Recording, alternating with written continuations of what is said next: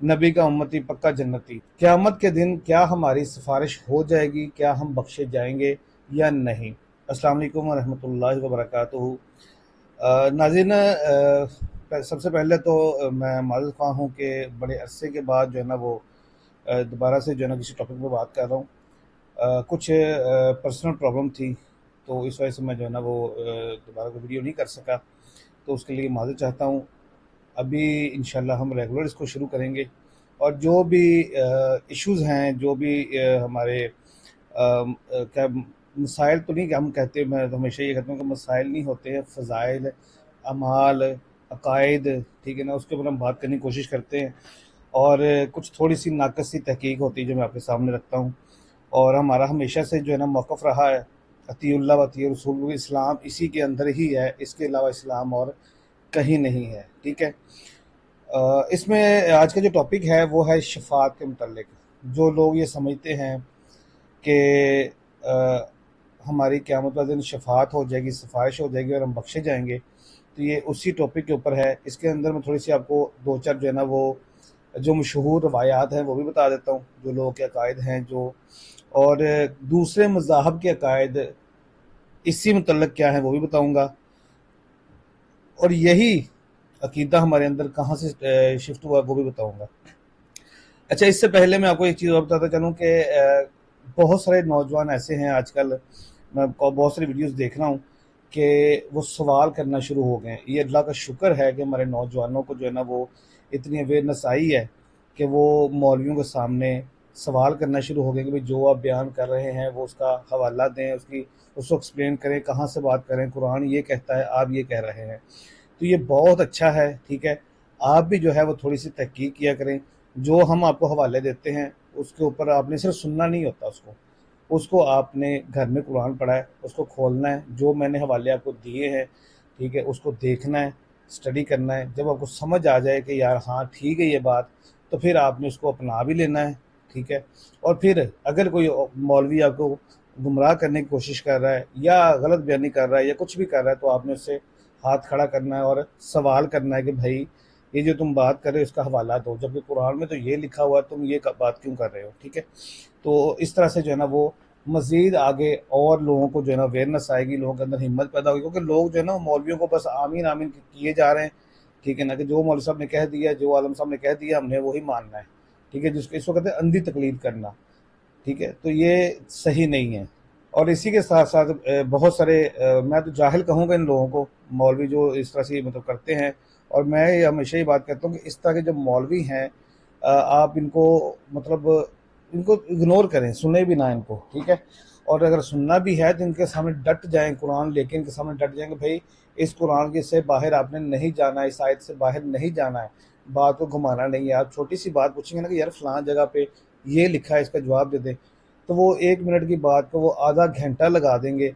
इधर से उसके साथ शान नज़ूल क्या था, ये यहूदियों के लिए नाज़िल हुई थी, ये फलां के लिए नाज़िल हुई थी, ये ऐसा हुआ था, वैसा हुआ था, क्योंकि उसको पता चल जाता है कि भाई अब ये जो बंदा मेरे सामने खड़ा है ये तो पढ़ के आया है, ठीक है।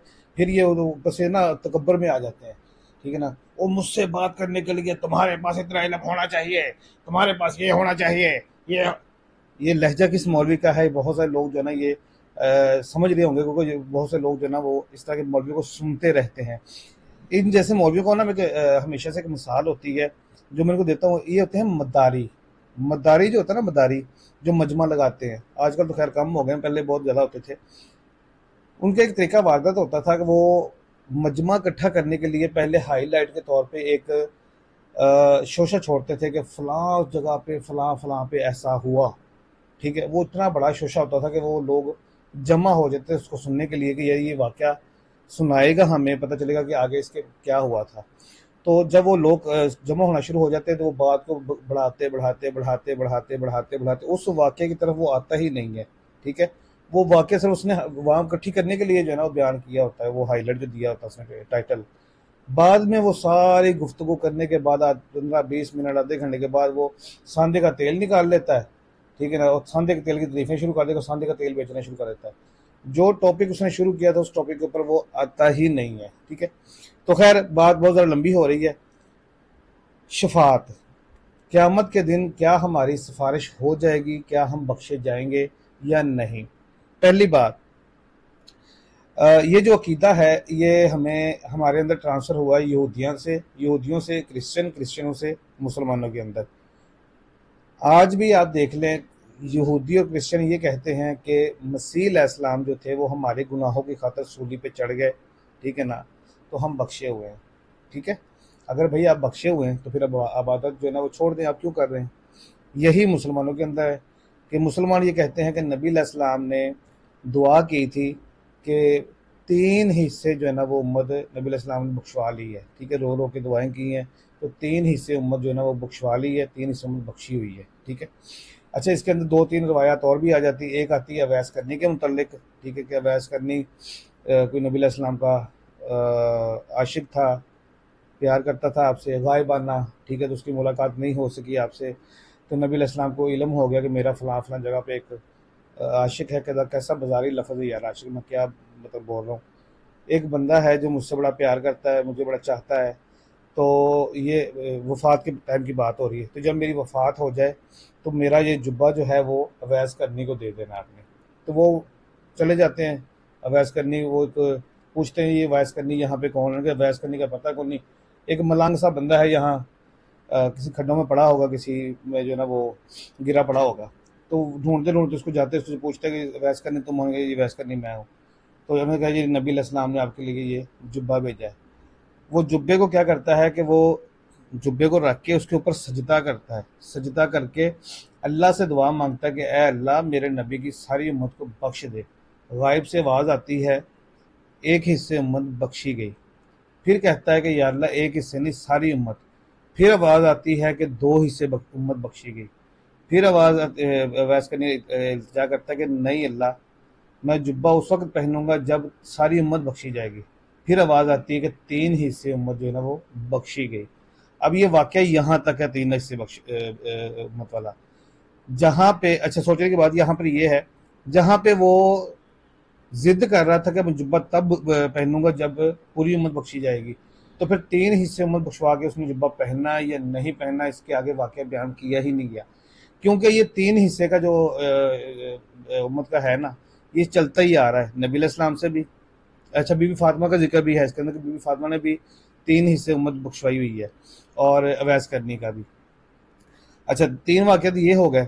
उसके बाद कहा जाता है जी कि जितने भी जो हमारे बुज़ुर्गान दीन हैं, ठीक है, हम उनको कुछ कहते नहीं क्योंकि हमें उनका इल्म नहीं, ना हमने उनको देखा है वो सही है गलत है, वल्लाह आलम, ठीक है ना। वो अल्लाह बेहतर जानता है कि ये मतलब बुज़ुर्ग थे नहीं थे, इसका कोई मतलब हकीकत के साथ कोई ताल्लुक नहीं है, ठीक है ना। किताबों के अंदर मिलता है, ये दरबार हमें नज़र आते हैं कि ये दरबार बने हुए हैं, ये हमें इनका पता नहीं कि ये थे या नहीं थे।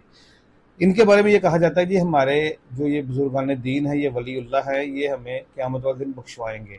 जो हमारे पीर हैं, जो इस वक्त मौजूदा जिंदा पीर हैं, वो हमें बख्शवाएंगे, ठीक है ना। तो ये बहुत सारे अकायद जो है ना उसके अंदर मुतल्लक पाए जाते हैं। पहली बात, पहला पॉइंट आपने समझना है, अवैस करने की बात करते हैं। आज तक हिस्ट्री के अंदर जितने भी अम्बिया कराम आए हैं उसमें उनमें से सिर्फ मूसा अलैहिस्सलाम के साथ अल्लाह पाक के डायरेक्ट हम कलाम हुए, ठीक है, और किसी नबी के साथ डायरेक्ट हम कलाम नहीं हुए। तो अवैस करनी के सा- तो अवैस करनी के साथ अल्लाह पाक किस तरह से हम कलाम हो गए, क्योंकि वो तो एक आम बंदा था, ठीक है ना। ये शरफ तो नबी अलैहिस्सलाम को भी हासिल नहीं हुआ कि नबी अलैहिस्सलाम जो है ना अल्लाह पाक से डायरेक्ट हम कलामी कर सकते, ठीक है। एक पॉइंट तो ये है। दूसरा, अवैस करने का जिक्र जो है वो किसी हदीस की किताब में नहीं मिलता। ये सिर्फ जो है ना वो जो बुजुर्गों की किताबें लिखी हुई है ना, तो ये उनके अंदर जो है ना मौजूद है, ठीक है। अच्छा, तीसरी बात ये है कि जो शफात की रवायत है ना, मुश्कात की सिर्फ एक रवायत है, उसके अंदर भी ये लिखा हुआ कि हो सकता है क़यामत वाले दिन नबी अलैहिस्सलाम हमारी सिफारिश करेंगे, ठीक है। हो सकता का लफ्ज़ है, कन्फर्म वहाँ पे भी नहीं है, और वो भी ये भी सिर्फ रवायत है, ठीक है, और एक ही है, इसके अलावा और कहीं पे भी नहीं है, ठीक है। ये एक ही रवायत है, और इस रवायत को लेके और जो क्रिश्चियनों से और यहूदियों से हमने अकीदा लिया है, ठीक है ना, उसको लेके हम जो है ना वो बड़े मतलब औखे हुए पड़े हैं जनाब के नबी का उम्मती पक्का जन्नती, ठीक है ना। तो भाई जब आप पक्के जन्नती हैं तो छोड़े नमाजें शमाजें कुर्बानियाँ करना, नमाजें हज उम्रे क्यों कर रहे हैं आप, छोड़ दे सारा कुछ, आप तो बख्शे हुए हैं, ठीक है ना। एक पॉइंट यहाँ पर ये है। दूसरा पॉइंट ये है कि अगर फर्ज कर लें कि नबी अलैहिस्सलाम ने भी दुआ की थी, बीबी फातिमा ने भी की थी, और अवैस करने में भी दुआ की थी, और 3 हिस्से उम्मत बख्शवा ली गई है, ठीक है। मौजूदा अगर दौर की हम बात करें तो आज तकरीबन 7 या 7.5 या 8 अरब के करीब आबादी है पूरी दुनिया की। उसमें से तकरीबन 1.5 से 2 अरब मुसलमान हैं, सिर्फ 1.5 से 2 अरब मुसलमान। और ये आबादी अभी मुसलमानों की बढ़ी है, क्योंकि पहले आबादी बहुत थोड़ी थी, ठीक है ना। जो इससे पहले लोग मर गए, उनकी आबादी कितनी थी कितनी नहीं थी उसका हमको कोई आइडिया नहीं है, लेकिन उस वक्त आबादी मुसलमानों की थोड़ी सी अभी ज़्यादा हुई है। तो चलो मिसाल के तौर पर आज की बात ही कर लेते हैं हम। 8 अरब अगर आबादी हो पूरी दुनिया की, मुसलमान उसमें से कितने हैं? 1.5 से 2 अरब। अब ये पूरी दुनिया का एक हिस्सा भी नहीं बनता, ठीक है। 3 हिस्से उम्मत बख्शी है ना, तो ये एक हिस्सा भी मुसलमान नहीं बनते। अब जो बाकी 2 हिस्से जो है ना वो बख्शे गए उम्मत के, वो कौन से लोग बख्शे जाएंगे? वो हिंदू बख्शे जाएंगे, सिख बख्शे जाएंगे, यहूदी बख्शे जाएंगे, ईसाई क्रिश्चियन बख्शे जाएंगे। सॉरी, मैंने ईसाई का लफ्ज़ इस्तेमाल किया क्योंकि अभी बंदी है तो ईसाई नहीं बोल सकते, माजरत। क्रिश्चियन बख्शे जाएंगे या बुद्धे बख्शे, कौन सा मजहब जो है ना वो इसके अंदर डाला जाएगा? जो 3 हिस्से उम्मत जो है ना वो बख्शी जाएगी, ठीक है ना। ये पॉइंट दूसरा है। अच्छा, अब आ जाता है जी कुरान इसके बारे में क्या कहता है, ठीक है। एक आयत है, नबी अलैहिस्सलाम बीबी फातिमा को ये कहते हैं, पॉइंट को समझिएगा ज़रा गौर से। बीबी फातिमा कौन है? नबी अलैहिस्सलाम की सगी बेटी। सगी बेटी, नबी अलैहिस्सलाम की सगी बेटी से बढ़ के किसी और का रुतबा हो सकता है? और एक नबी की बेटी हो और नबी खुद उस बेटी को कह रहा है कि बेटी इस खुशफहमी में मत रहना कि तुम मोहम्मद की बेटी हो। फातिमा, अगर खुदा ने पकड़ लिया तो मोहम्मद भी तुम्हें नहीं छुड़ा सकेगा।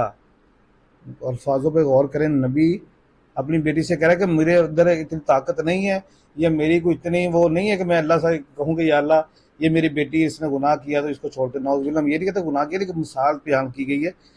नबी अलैहिस्सलाम के मुंह से निकलवाया गया कि बेटी अगर तुमने अल्लाह ने तुम्हें किसी बात में पकड़ लिया तो मैं तुम्हें नहीं छुड़ा सकूंगा। अपने माल के सर पे ही तुमने जो है ना वो अपना हिसाब किताब देना, अपने माल के सर पे तुमने जज़ा और सज़ा पानी है, ठीक है। अब मैं वो कुछ ना हवाले देता हूँ कुरान से कि कुरान क्या कहता है इस बारे में, कि क्या क़यामत वाले दिन कोई भी शख्स, नबी, वली, पीर, फ़कीर, मौलवी, कोई भी शख्स किसी की शफाअत कर सकता है या किसी की सिफारिश से वो बख्शा जा सकता है या नहीं। अच्छा, जो मैं आपको हवाले देता हूँ उसका जो बहुत सारे लोग पहले सुनने वाले उनको आइडिया होगा कि जो हवाला मैं दूंगा आपको, सूरत भी कोशिश करूँगा साथ साथ सूरत का नाम भी बता दूँ। वैसे नंबर बताते हैं, 2/48 ये पहली आयत है। 2/48 का मतलब यह है कि 2 नंबर सूरत और 48 नंबर आयत, ठीक है। 2/48 पहली आयत है, ठीक है। ये आयत जो है शफात के मतलब कोई 50 से ज़्यादा है, लेकिन कोई मैंने मतलब 8-10 निकाली ताकि मतलब वीडियो ज़्यादा लंबी भी ना हो और आपको समझ भी आ जाए। पहली है जी 2/48 सूरह बकरा 48 नंबर आयत है।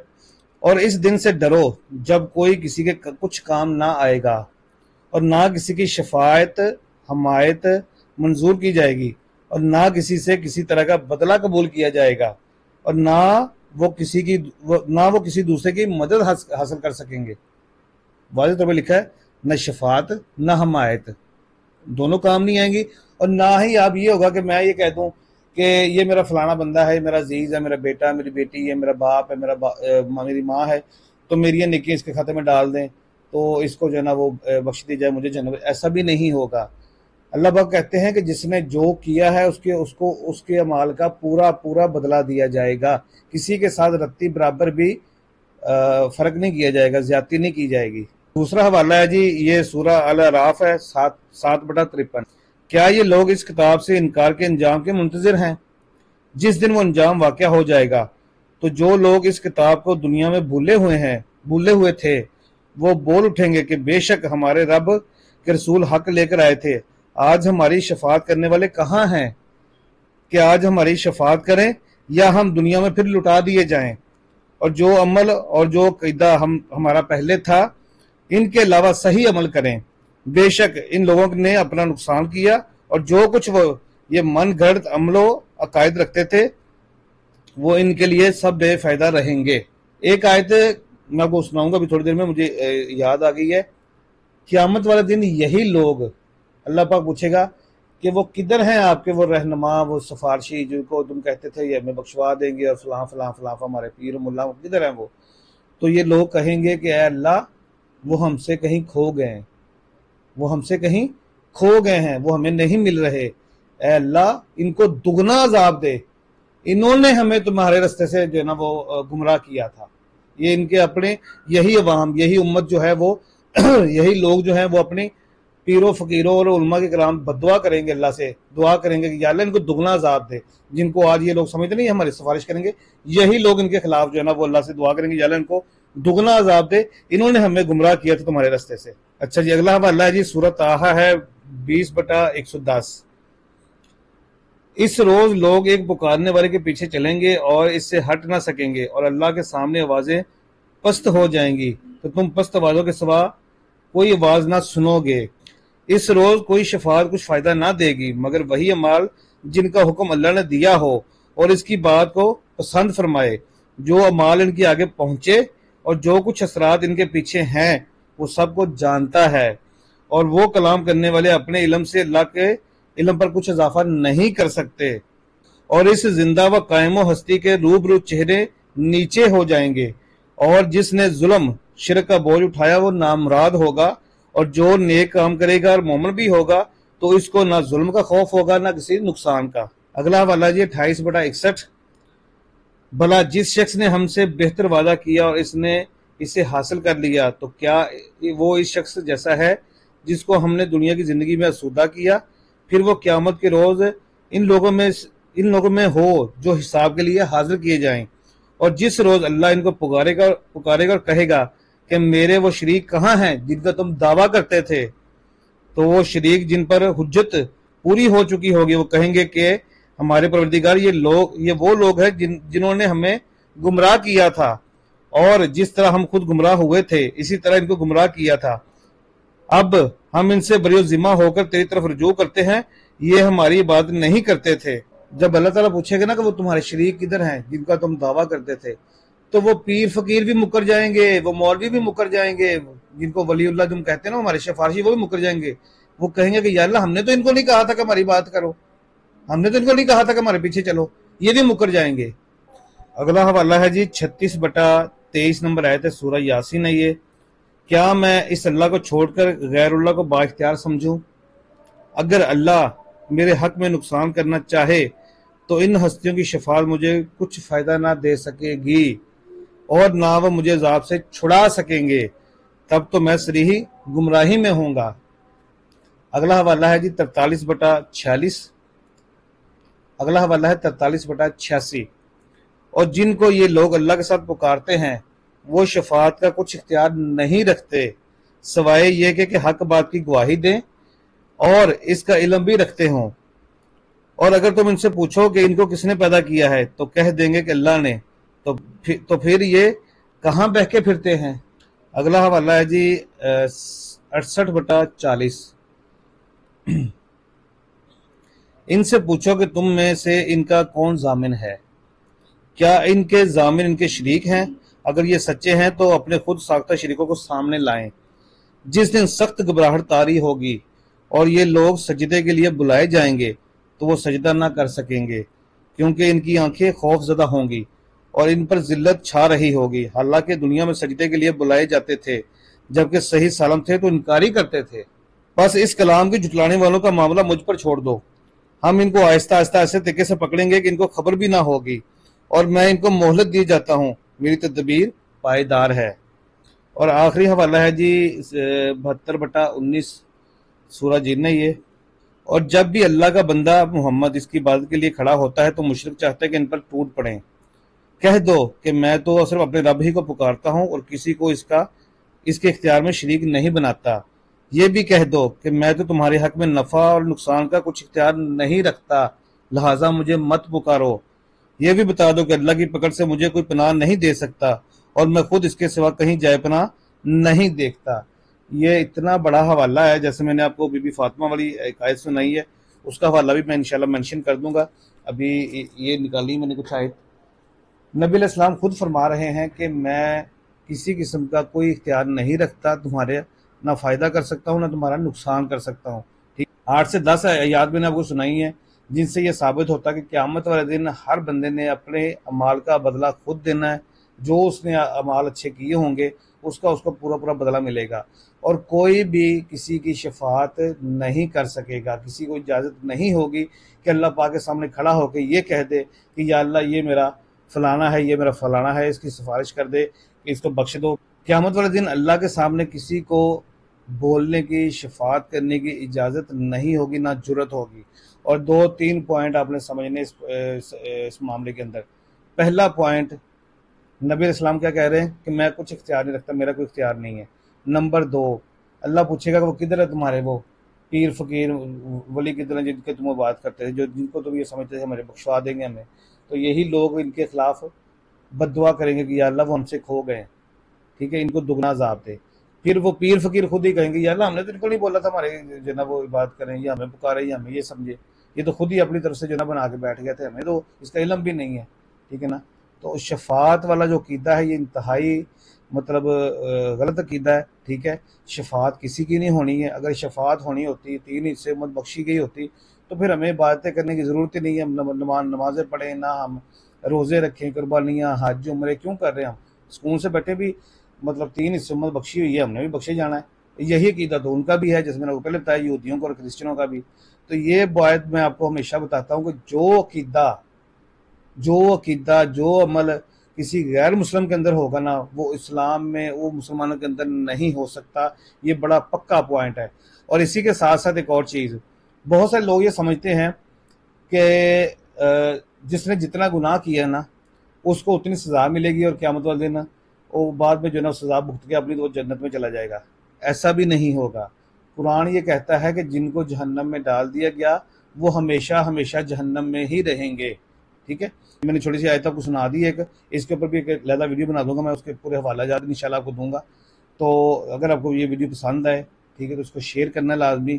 और जो याद मैंने बताई हैं, जो हवाले मैंने बताए हैं, उनको सुन के समझना नहीं है, मानना नहीं है। ठीक है, घर में कुरान पढ़ा है, उसको खोलना है, वहाँ से देखना है, तस्दीक करनी है। अगर वहाँ से आपको मिल जाए, ठीक है, तो फिर उसको मान लेना है। और इस अकीदे से मान लेना है कि इस कुरान दुनिया की वाहिद किताब है जिसके अंदर रत्ती बराबर भी शक व शुबे की गुंजाइश नहीं है। और कुरान वाहिद किताब है जो सिर्फ हदायत की किताब है, इसके अलावा हिदायत किसी और किताब में नहीं है। जज़ाकल्लाह।